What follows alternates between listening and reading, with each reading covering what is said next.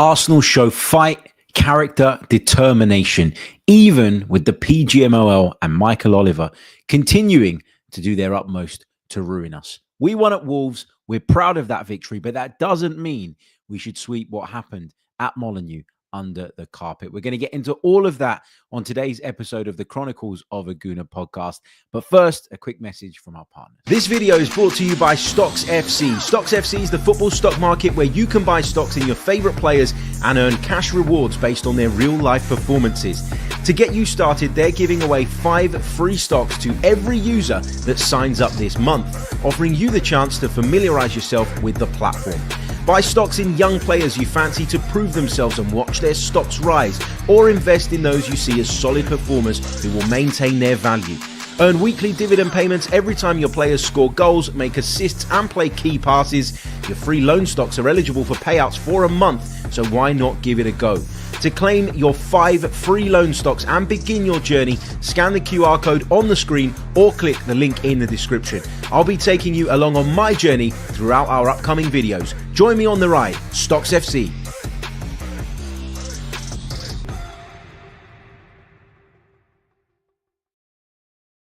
Hey Gooners, welcome back to another episode of the Chronicles of a Gooner podcast with me, your host, Harry Symeou. I am back from sunny Cyprus to this miserable, drab, cold weather, the kind of weather that has led me to have to put the heating on, having got used to sort of 19, 20 degree temperatures in January, which was really, really nice, I have to say.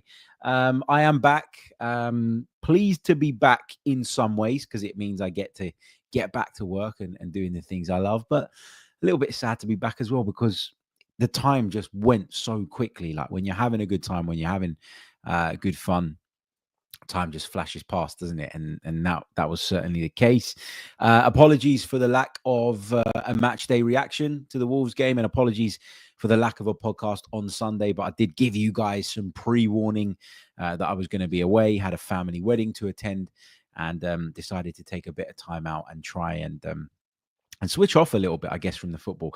It's funny because on the way out there, I'd said to my wife, like, look, you know, we've got this wedding on Saturday, and the wedding, a Cypriot wedding, kind of lasts all day, right? So it was due to start initially at sort of like midday. And then I assumed that it would be like the Cypriot weddings that we do here in London, where you literally start and then it's just one thing after the other, bang, bang, bang, bang, bang. And before you know it, it's midnight, 1 o'clock in the morning, whatever.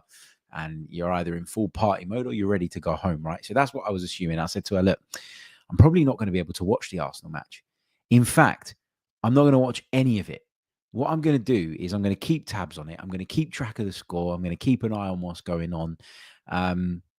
But my plan is that afterwards, the next day, on the Sunday, when the game becomes available online, I will download the game in its entirety. And when we get on the plane to come back, obviously I'd watch the highlights, but when we got on the plane to come back, I would sit and watch the entire game.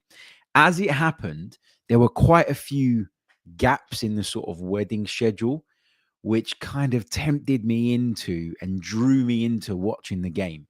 So I ended up saying to my wife after the church ceremony, you know what, we've got a couple of hours here. Should we go back to the apartment and watch the game? And that's what we did. We went back to the apartment and we watched the game. And I wish I didn't. I wish I didn't. And I'll tell you why. Because while I want to sit here and talk about Arsenal's character, Arsenal's fight, Arsenal's determination, and Arsenal's spirit, and we will do all of that throughout this podcast, of course, I have to start by talking about the referee. I have to start by talking about the PGMOL.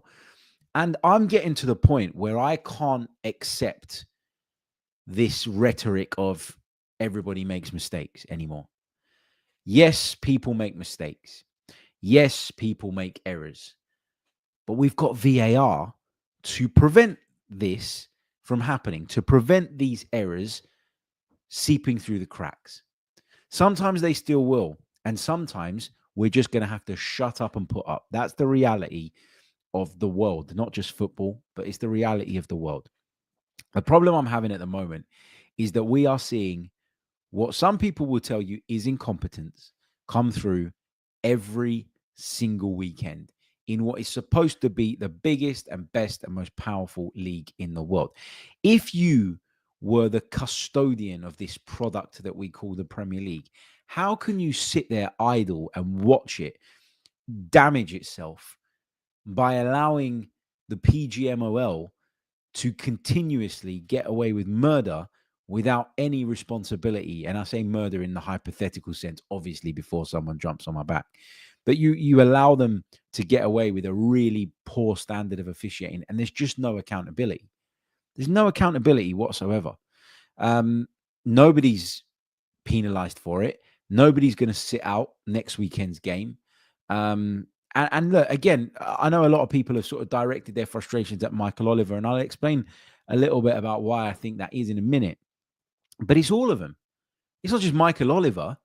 It's the assistant referees, those in the stadium. It's the assistant VAR. It's the VAR himself. All of these people, as a collective, are responsible for this horrendous mistake. And as Arsenal fans, we have every right to feel like we've been on the receiving end of these more than others. This season in particular, where we've had an unprecedented amount of ridiculous decisions go against us. We've seen players get sent off for things that we've never seen players get sent off for before. We've seen, the most petty second yellow cards dished out, maybe in the history of the Premier League. All of that has gone against us this season. And so we're sitting here at times and we're talking about, the problems that we've got and the injuries and the lack of sort of forwards or the lack in certain areas, et cetera, et cetera. We always have those conversations and all of those conversations are valid. But when you got this against you as well, what feels like pretty much every week or at least every other week, it becomes incredibly frustrating and it becomes incredibly draining. And the reaction to this incident is not at all over the top, in my personal opinion, because these things snowball. The more times you're on the receiving end of this really crap standard of officiating, the more it's going to grind on you, the more it's going to frustrate you. And I'll tell you where I've become really, really frustrated with this whole thing over the last sort of 24 hours. So I watched the game. I was really proud of the performance. I was really proud of the fact that we managed to get over the line, given the circumstances. Delighted.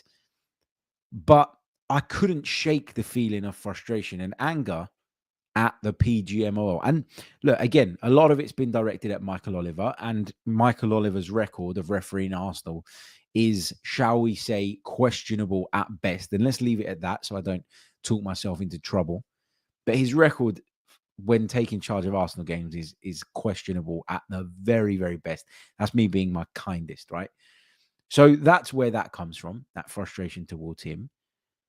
What angers me more, though, more than Michael Oliver making a bad decision in the heat of the moment, is that the assistants haven't picked it up, that the assistants have watched replays and still believe that that is the right decision. So it's either one of two things, right? Either they know that there's a mistake, they can see that there's a mistake, but they want to protect their mate, which we've heard ex-referees, referees who retired not that long ago, come out and say is the case a lot of the time, which is unfair and puts the integrity of the PGMOL into question. So it's either that or they're completely useless. Which one is it?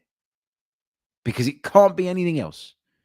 It's one thing or the other, as far as I'm concerned. It is that black and white when you're looking at this and when you're talking about this incident and this situation. And look, in the aftermath of all of this, it seems and it appears that Michael Oliver has been abused and his family have received threats and all the rest of it. Now, let me be absolutely crystal clear. I do not condone that one bit. And I hope, just like I hope the people that were doing it to Kai Havertz are found and I hope they're punished. I do, because I don't think that is ever called for. And the PGMOL put out a statement last night. They've obviously doubled down on their decision because they've not made any mention of maybe changing it or looking at it differently, et cetera, et cetera. But yeah, you're looking at that and you're going, like, I'm losing my trail of thought because I'm getting so irritated about it. Right? Like I've completely lost my trail of thought because it's irritated me so much. But yeah, it's like it's just so bad. It's so bad. Like I remember what I was going to say now. They were obviously we were talking about the abuse, right? We were talking about the abuse and the threats and stuff that was sent Michael Oliver's way. And I said, look, I hope the people that did it are caught and I hope they're punished, right? Because there's no place for that. There's no place for that whatsoever. But the PGMOL then go out and put out a statement, which is fine, by the way. I've got no problem with them putting out a statement saying that, the referee's been abused, and it's their way, I think, of trying to, and maybe rightly so, make the point that some of the reaction has gone a little bit too far and it's crossed the line, right? And I agree with that. But that doesn't mean that because we don't condone the abuse and that because we're pissed off about the abuse, that doesn't mean, or that sane-minded people at least are pissed off about the abuse, that doesn't mean that we should sweep the issue that brought this abuse on in the first place. Not that it's justified, it's never justified, but ultimately, if this controversy doesn't happen, the abuse doesn't come. So my point here is, yes, call out the abuse. Yes, do what it takes to stop it happening. Yes, go after the people that are responsible. But do not sweep the original issue under the carpet and hide behind the cloak of the abuse of a very small minority of idiots online, I'm assuming. Do not hide the actual issue behind the cloak of all of that, because it will just happen again. It will just happen again 2 weeks, 3 weeks down the line, etc., etc. So yeah, it's really, really hard, isn't it? It's really, really hard to process. It's really really hard to kind of make peace with it, even though we won the game. And I'd imagine that the fact that we won the game has probably made it easier for us to make peace with it. It's probably made it easier for us to process what's happened and in a lot of ways move on from it. And I've, like, I wanted to get it out of the way at the beginning of the podcast because I don't want to be focused solely on that. I do think it needs calling out. I do think it's worth discussing. I do think as Arsenal fans, we've had a much rougher ride than a lot of other teams this season. And I think the wider footballing world, like if they take their whatever color tinted glasses off, depending on who it is that they support or who it is that their allegiances are with, I think most football fans who are able to put that tribalism to one side from time to time will be able to look at some of the decisions that have gone against us and go, wow, they've really been, I don't even know if I can use the term unlucky, but they've really been on the wrong end of a lot of things this season. Because that's the truth. That's the reality of it. If I move on, what I've really liked over the weekend was the way that Arsenal responded. The response was phenomenal. Ricardo Calafiori kind of let us in on a little bit of the chat that happened at half time in the dressing room. He said that the conversation was very much around not going into defensive mode, not allowing ourselves to kind of fall into that mindset of feeling sorry for ourselves, but instead to go out and to continue to try and play our game and to try and go on and win the game. And obviously, Wolverhampton Wanderers were reduced to 10 men as well in the second half. Joao Gomez was the one sent off, and he was sent off for a second yellow. It was a second yellow.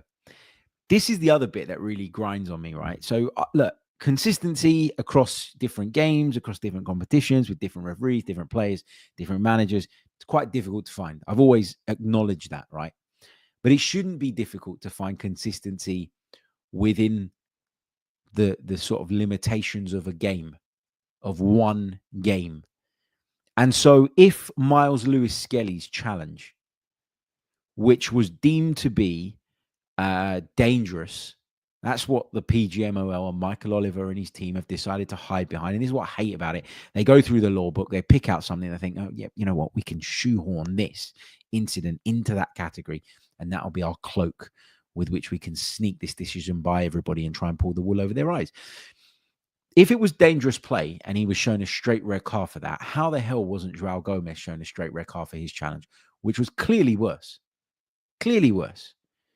Now, do I really care if he gets a second yellow or a red?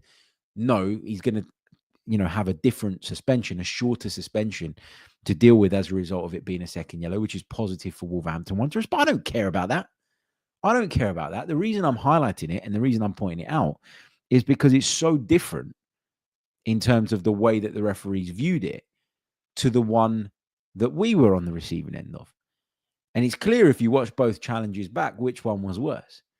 Yet Joao Gomez has been shown a second yellow card and Myles Lewis-Skelly's been shown a red card. Initially, we all thought, and I think Michael Oliver probably thought, that this was one of those denial of a clear goal scoring opportunity things. I don't know how that could be the case. He's 90 yards from goal. There's 2 at least defenders on the cover. But then as the VARs looked at it, they've tried to come up with some way, in my opinion. This is my opinion of how it went down. They tried to come up with some way of justifying that decision, and they've actually made themselves look worse for doing it.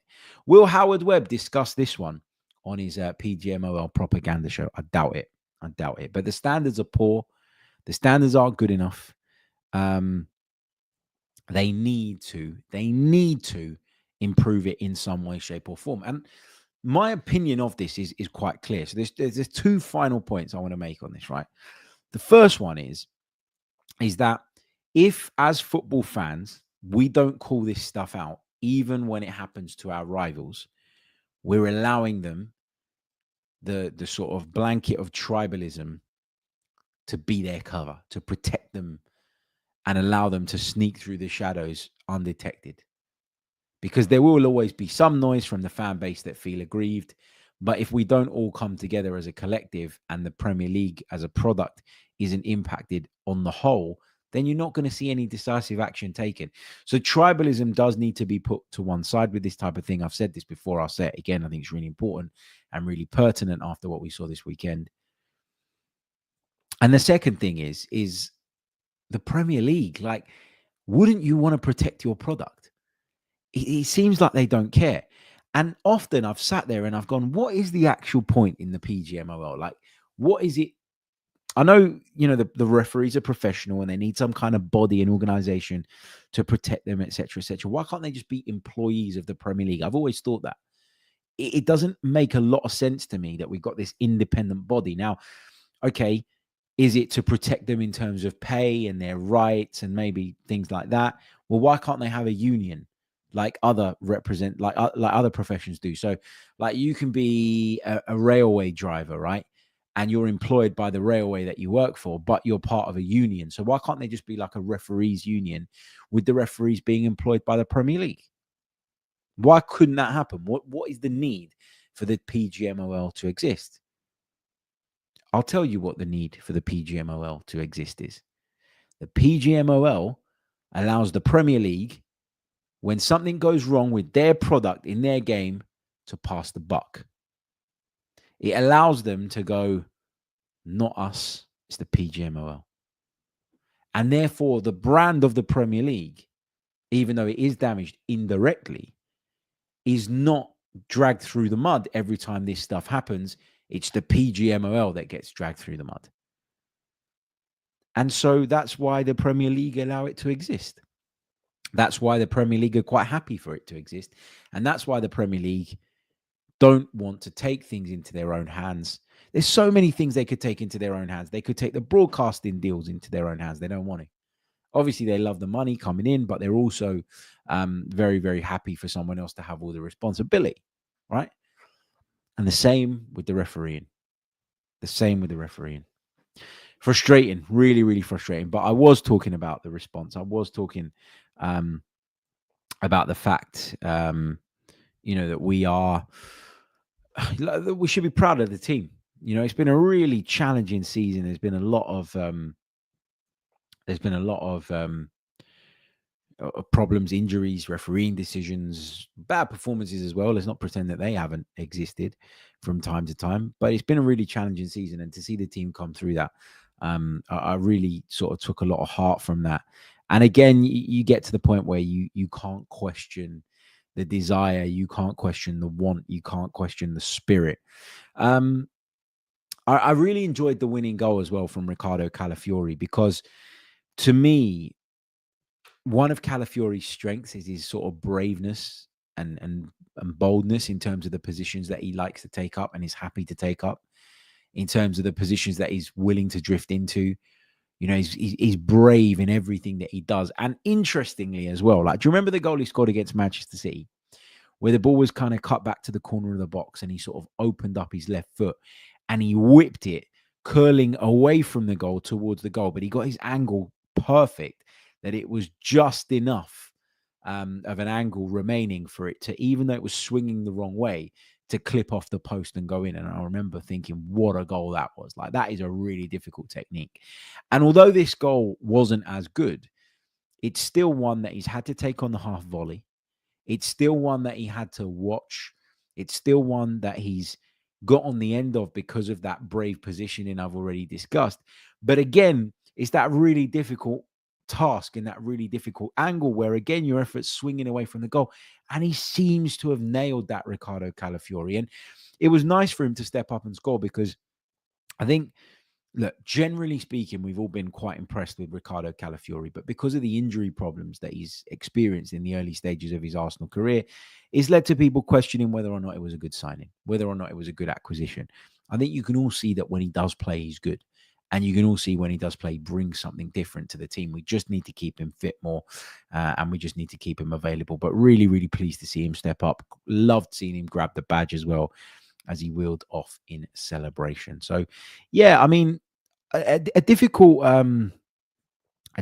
game to analyze, I think, like, in terms of the whole game. I thought the performance was generally quite good. I thought we created more than enough chances to win it. Wolves had a few chances as well. Let's not take that away from them. A couple for Cunha. There was the Ait Nouri one at the end. There was the Sarabia volley in the first half, which I thought he should have probably done better with. But I thought, you know, we performed quite well as well. And I enjoyed periods of the performance. I was desperate for Kai Havertz to score. He had at least, 3 chances, I would say, that he should have done better with.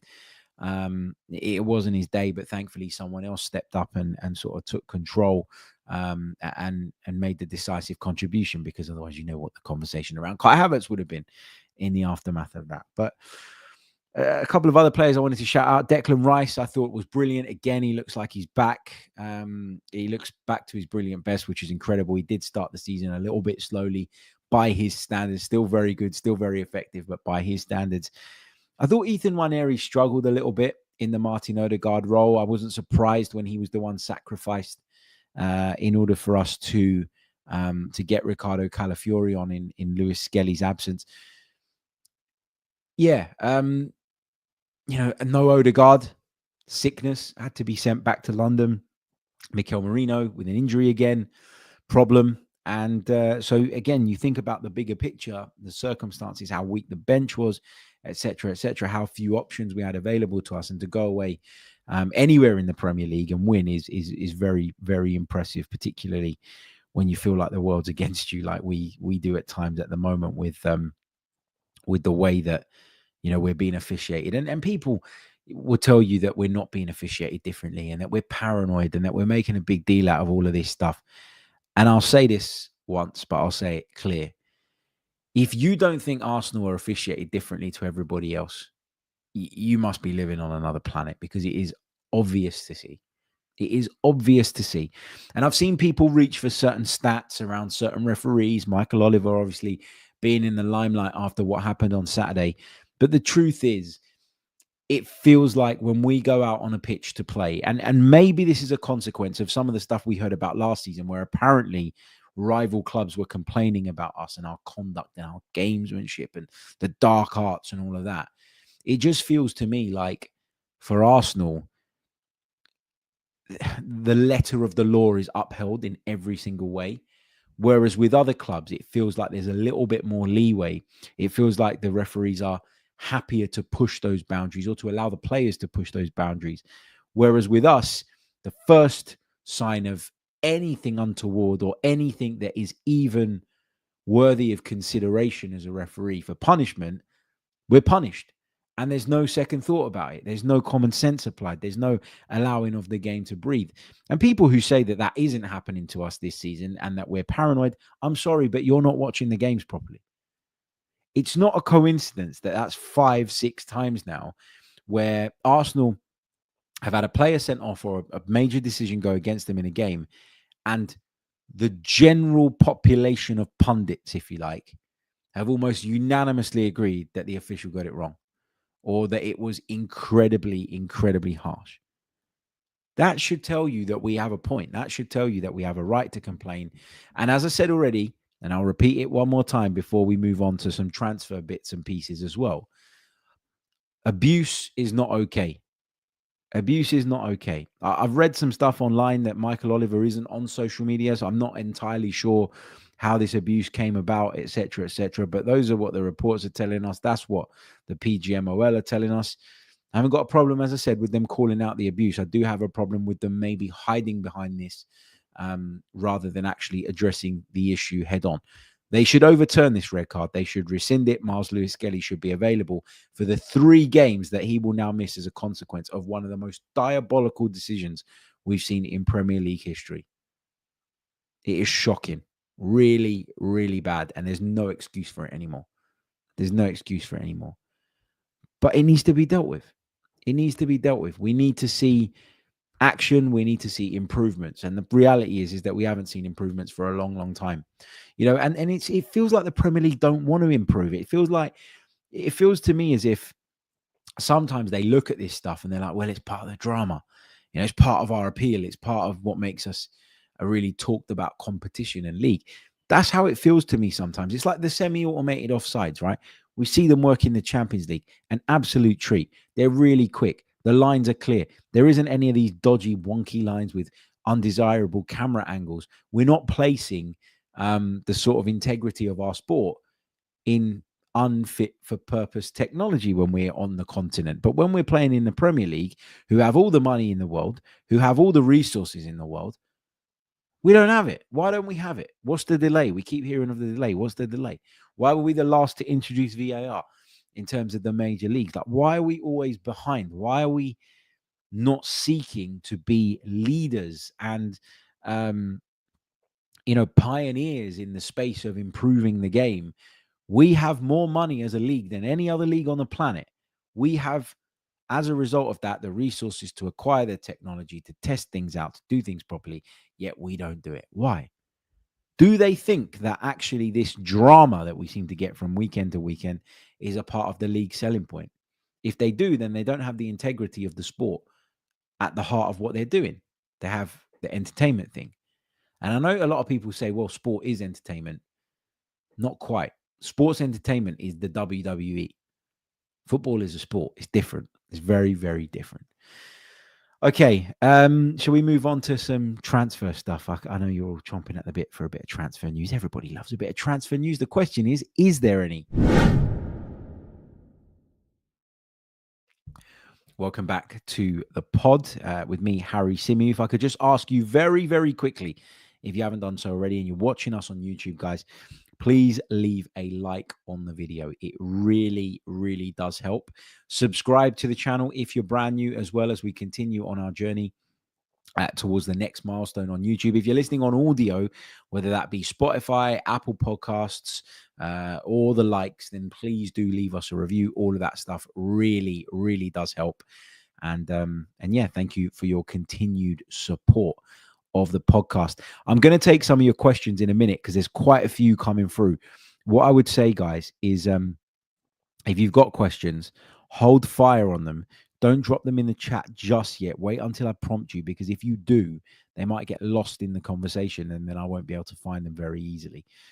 So I'll tackle a few questions towards the end of the pod. Just a couple more bits to get into very, very quickly. There's some talk around Sverre Nypan, the Norwegian. Fabrizio Romano says that Man City are in the mix for him. David Ornstein says that Arsenal are working on a deal to sign him. We're going to find out over time where he's going to end up, but he's a very, very highly rated player that I think would be a good addition based on the limited knowledge I have of him, of course. But I'd be interested to see how he'd fare at Arsenal. So Sverre Nypan is someone that the Gunners are apparently looking at. He's said to be a bit of a wonder kid. He's said to be someone that the wider footballing population have really high hopes for. And if we could land him, that would be great, wouldn't it?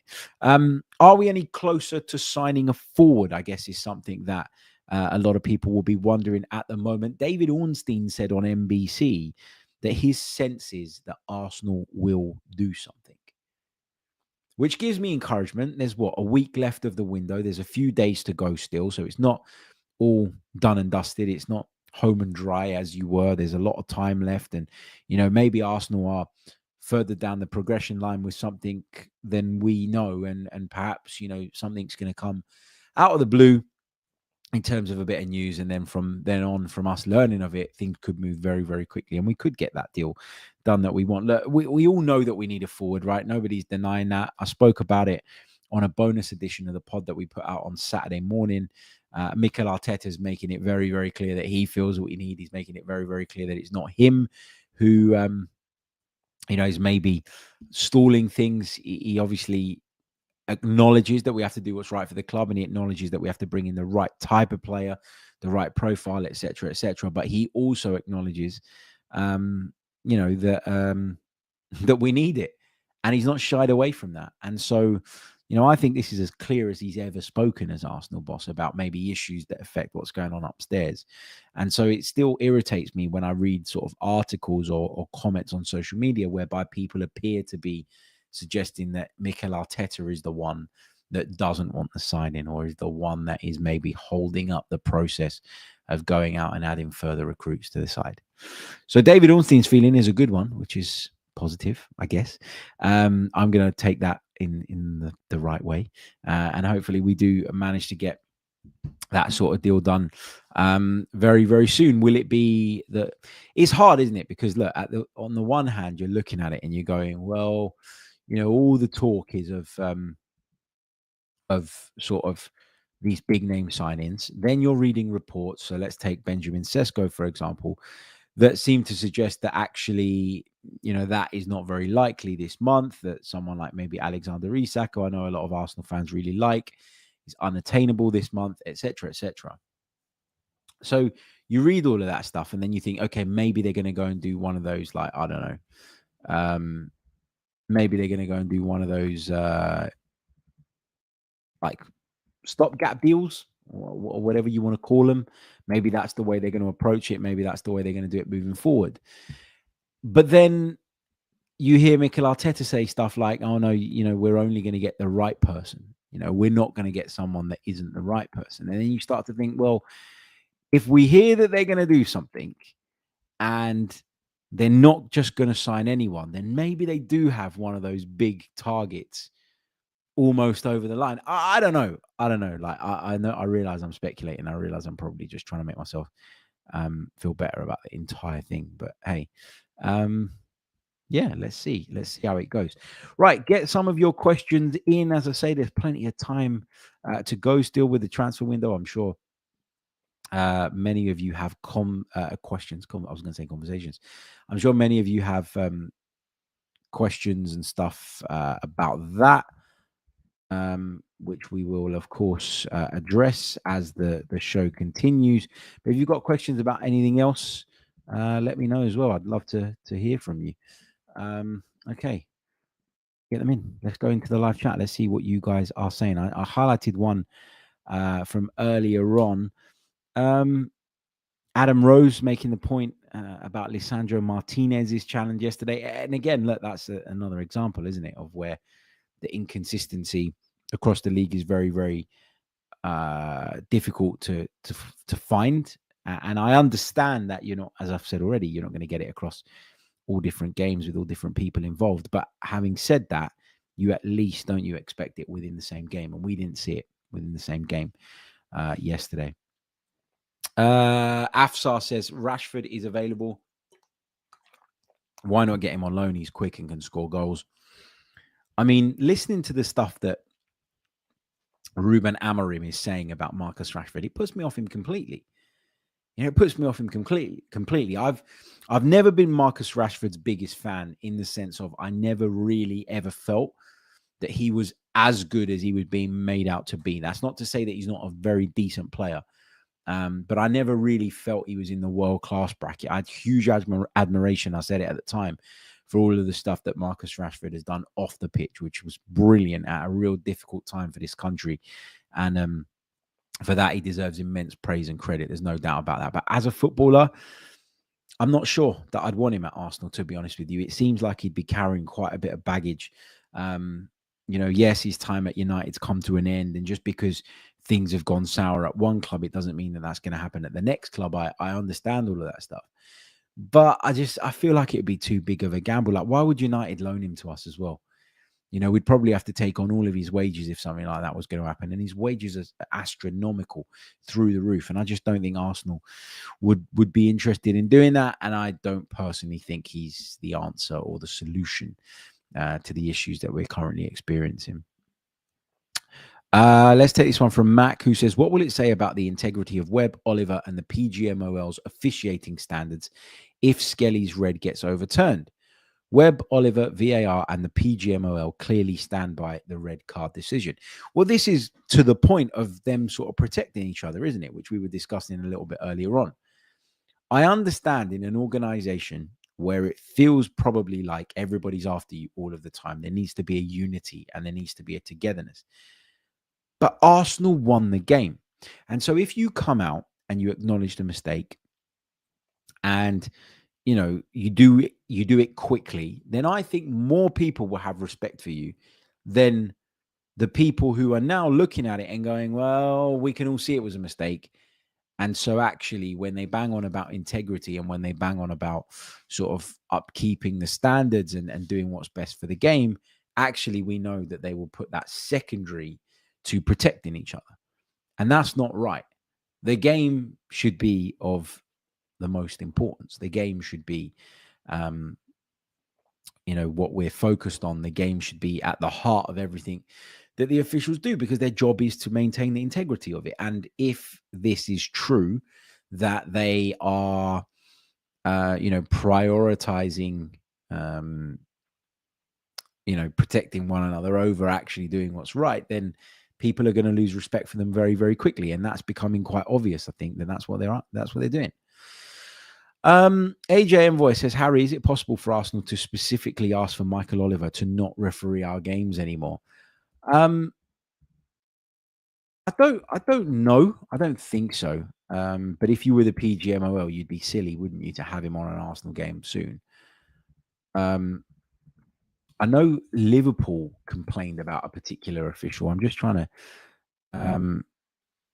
Here we go. There was this one, wasn't it? Darren England. This was back in. I think Darren England was involved in this decision as well. Was he one of the VARs? I'm not sure. But a year ago, he was removed essentially from a set of fixtures, and it was reported that he would not officiate on Liverpool for the remainder of the season. And so I'm not sure that you can force that. I'm not sure that you can. Stamp your feet and make that happen. But I do think that if you're the PGMOL, you'd be wise to take Michael Oliver off, because we're now in a position where people are seriously starting to question him and seriously starting to question his record with Arsenal in particular. Wondering Minstrel, would Edu have done a deal if he was with us? Difficult to say, isn't it? Really, really difficult to say. I'm not going to say yes 100% because I don't know that. But what I will say is not having a sporting director can't be helping. Like it just can't. Like whatever way you look at it, the process can't be better in the absence of a sporting director than it would have been had Edu still been in his position. So I'm not going to say that Edu's departure is the reason that we haven't done any business and haven't got the deal over the line that maybe we want. But yeah, it's a fair point to raise, I think. Kwame says, Harry, do you believe anything Ornstein says? Yeah, I do. I think David Ornstein is among, if not the best, Arsenal correspondent out there. I think he's fantastic at what he does, and I've met him, and I've spoken to him, and I've sort of been able to sort of watch him that little bit closer and understand a little bit about his sort of processes, and I think he's fantastic at what he does. So yeah, I do. I think he's as credible as they come when it comes to reporting. Sooty FM says, I saw a tweet saying Liverpool need 13 games to win the league. How do you rate our chances of catching them? Honestly, right now, not very high. Not very high, but you got to have hope while there's hope, right? And you know, as long as we're there and in the mix, you just never know. So that's what we've got to do right now. That's our remit, to stay in the run, to stay in with a shout, stay in with a chance, and hope that, you know, if the door is left open by Liverpool, then we can creep back in. And, you know, I'd be looking at this very, very differently if we managed to maintain that sort of 2 points that we took out of their lead just a week ago, only to give it back at the weekend. So yeah, if we can claw that back in the coming weeks, then maybe, who knows? We're not out of it, but Liverpool are obviously in the driving seat. I think that's undeniable. So yeah. Okay, just a quick reminder as well before I sign out that this podcast is brought to you by Stocks FC. If you scan the QR code in the bottom right-hand corner of the screen, if you're watching us, you'll be able to sign up and claim your 5 free loan stocks. You'll be able to invest in the players that you really like. Just as you saw at the beginning of the episode where we ran through the promo video, you can buy stocks in your favorite players, watch their value increase, or in some cases it can decrease as well. But it's a lot of fun. It's really interesting trying to navigate the market, trying to make decisions on who you should invest in and who maybe you should steer clear of. I'm a big fan. I'm really, really enjoying the game. We thank Stocks FC for their continued support of the Chronicles of a Gooner YouTube channel. They've been great, and I'm really, really enjoying the game. But just a couple of quick things to stress. Please do not play it if you cannot afford to play it. It is not a get-rich-quick scheme. It's a bit of fun. It's a game where you stand to earn some rewards. You can earn weekly dividends from your players if they perform in real life. But it isn't a get-rich-quick scheme, and only invest what you can afford if you choose to play. Remember, QR code bottom right-hand corner of the screen, or you can click on the link in the description below. Right then, I am going to sign out. I'm going to sign out. Really, really frustrated still with the PGMOL, with their decision to double down on this, with their failure to acknowledge the error. But am I surprised? Not really. Delighted, on the other hand, with the spirit, the fight, the character that Arsenal showed to ensure that even with some really sort of difficult circumstances to navigate, they were able to get all 3 points. And we move on. Girona to come in the Champions League on Wednesday night, and then back to Premier League action at the weekend with a very, very big game on the horizon. Right, I'm going to love you and leave you. See you all soon. Until the next one, take care of yourselves and have a great day. Goodbye.